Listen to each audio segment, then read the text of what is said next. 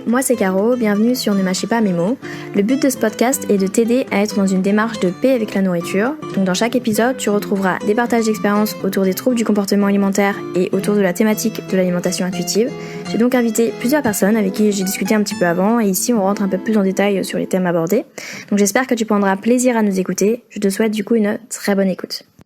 Alors aujourd'hui nous voici avec Amélie, qui s'appelle du coup Amélie cc.diète sur Instagram, qui est là aujourd'hui pour nous faire part de son parcours et de son expérience vis-à-vis de son rapport à la nourriture. Je te laisse donc te présenter, Amélie. Bonjour, moi c'est Amélie Carle-Chichou, du coup Amélie CC.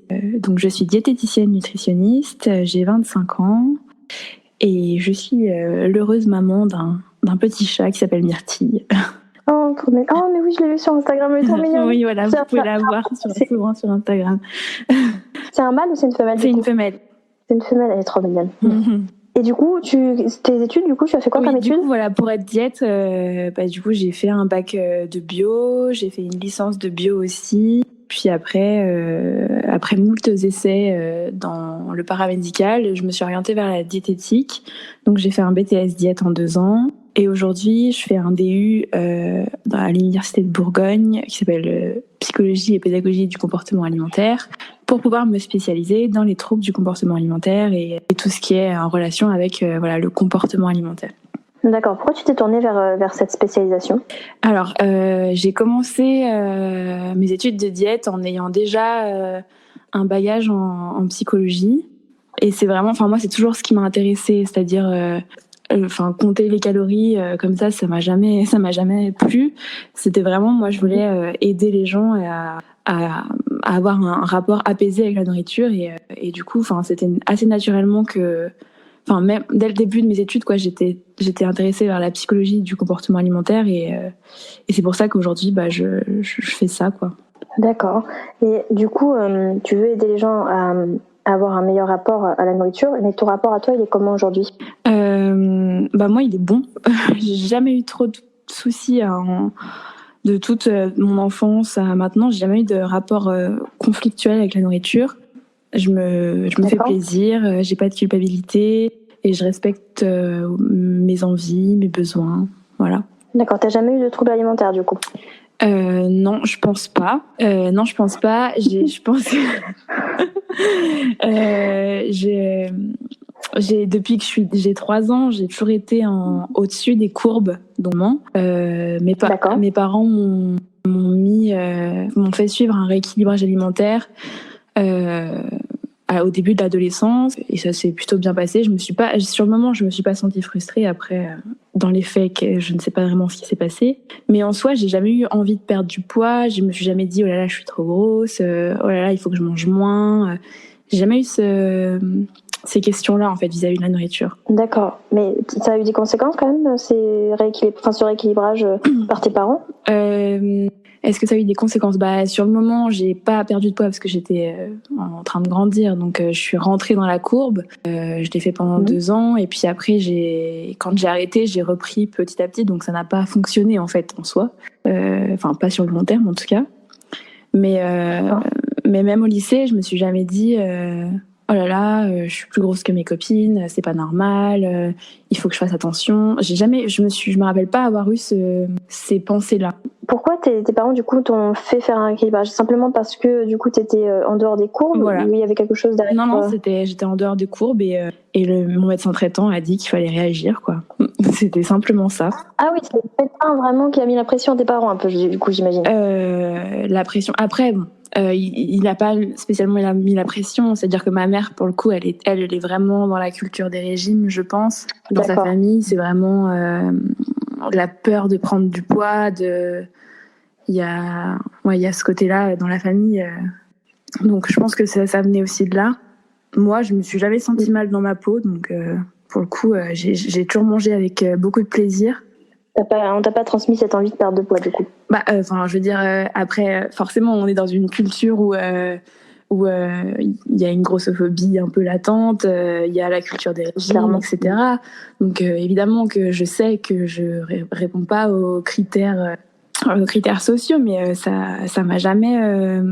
Et en fait, les jeunes patients tant ils viennent pas en cabinet me dire, enfin c'est les parents qui viennent me dire il y a un problème, il y a trop de poids, etc. En fait, les enfants, ils vivent leur vie. Enfin, et ça, c'est le propre à la jeunesse aussi, je pense, d'être dans l'insouciance et d'être heureux tout le temps, entre guillemets. Mais ils n'ont pas cette peur d'être en dehors des normes, en fait. C'est les adultes qui leur mettent en tête. De toute façon, c'est ça. Hein. Enfin, c'est souvent. On dirait l'avocat du diable un peu là, comme je dis ça, mais je veux dire, je pense que les enfants, et nous-mêmes adultes, peut-être qu'on se rend pas compte à quel point des fois les enfants peuvent être influençables, ne serait-ce que dans les paroles qu'on peut dire, même quand c'est positif. Hein. Mais vraiment, déjà quand t'entends par exemple un enfant qui répète quelque chose que t'as dit plusieurs fois, mais enfin, tu vois, sans que ça ait une connotation négative, tu te dis mais en fait. Il a retenu ça, il le réutilise à bon escient et tout. Enfin, tu dis, ils ont vraiment, effectivement, ils sont intelligents les enfants, mais vraiment, ils retiennent tout et du coup, c'est là que même pour des trucs un peu futiles, tu te dis, mais du coup, ça doit être vraiment pire ça doit être vraiment ancré pour certaines choses du coup négatives. Tu vois, donc c'est important de se rendre compte de la portée de nos paroles, même quand ils sont très jeunes en fait. Ouais, c'est clair. Et là-dessus, j'ai un exemple que j'ai partagé d'ailleurs avec le compte Instagram Et si la diète culture n'existait pas. Je sais pas si ouais.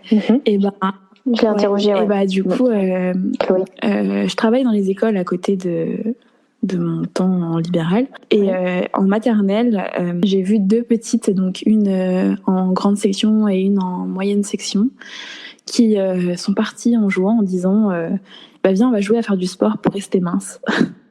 En maternelle, quoi, j'ai pleuré intérieurement. Je me suis dit, c'est pas possible.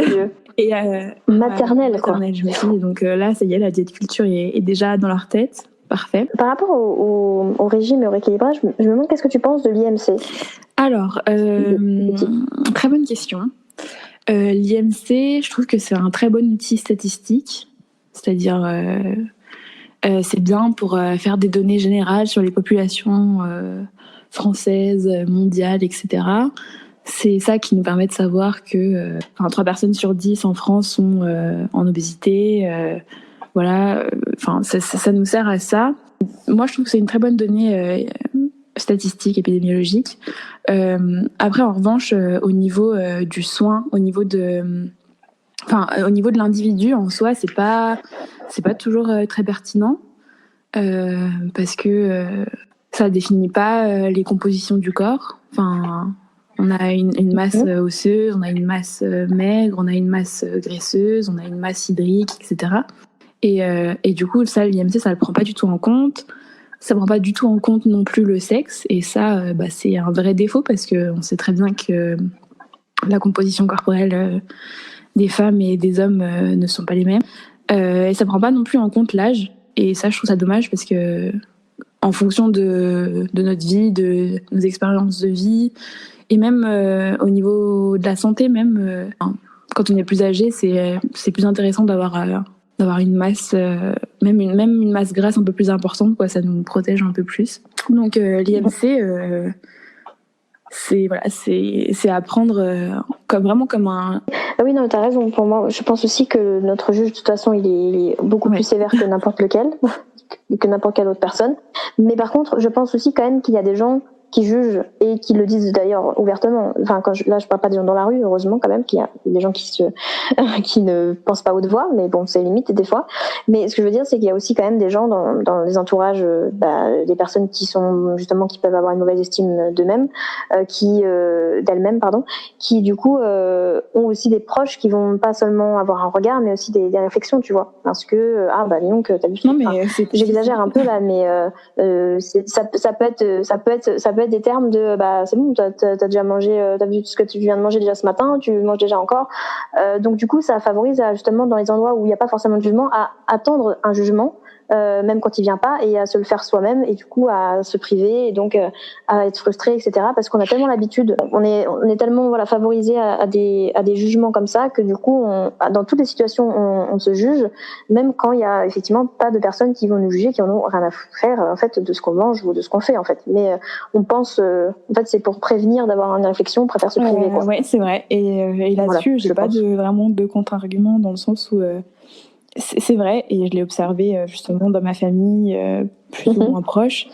Il y a des gens qui sont justement mais en fait ces gens-là, ils sont victimes de la culture des régimes aussi, c'est-à-dire que ils se privent eux-mêmes, donc il faut que leurs enfants ou leur entourage soit privé aussi, en fait. C'est surtout ça. Du coup, là, la seule chose à faire, c'est d'être suffisamment sûr de soi et d'arriver à répondre si, je mange ça, et en fait, ce que tu me dis, ça m'importe peu. Mais c'est très compliqué quand c'est ses parents, quand c'est sa tante, quand c'est ses grands-parents, etc.